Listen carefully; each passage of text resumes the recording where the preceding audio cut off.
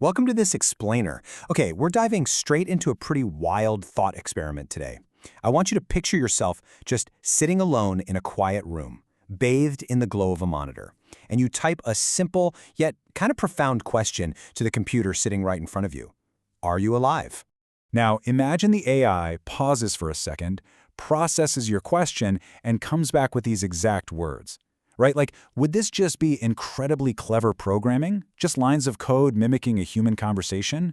Or could it actually be the very first sign that something entirely new, something completely unprecedented, has just emerged right in front of us?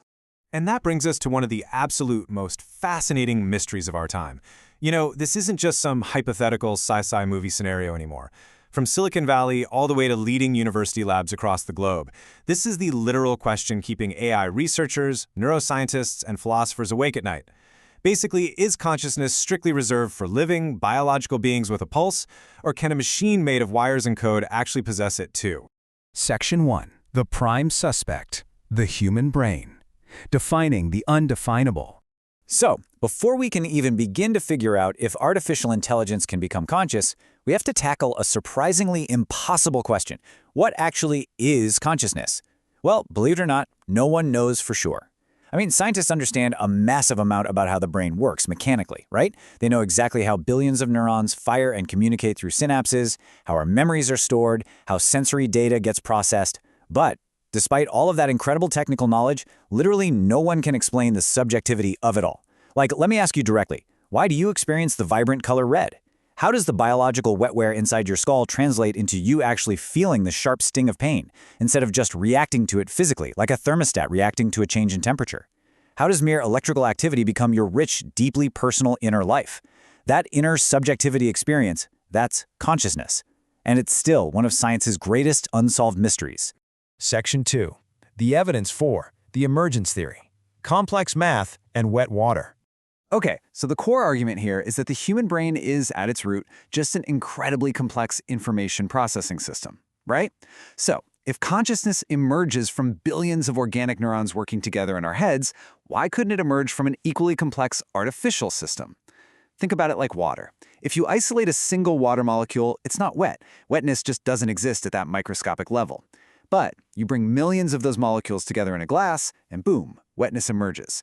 It's not magic, it's just an emergent property of a complex system. So the theory goes that if artificial intelligence one day reaches the exact same level of architectural complexity as the human brain, well, consciousness might just simply appear on its own, kind of like wetness.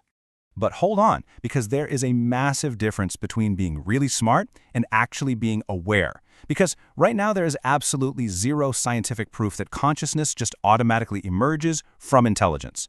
Look, a machine can solve impossible math equations in milliseconds. It can write beautifully structured poetry. It can absolutely crush the world's greatest chess champions without breaking a sweat. But doing all of those incredible things doesn't mean it feels anything while doing them. Intelligence is essentially processing data to get an outcome, whereas consciousness, well, consciousness is actually experiencing the journey. So they aren't necessarily the same thing at all.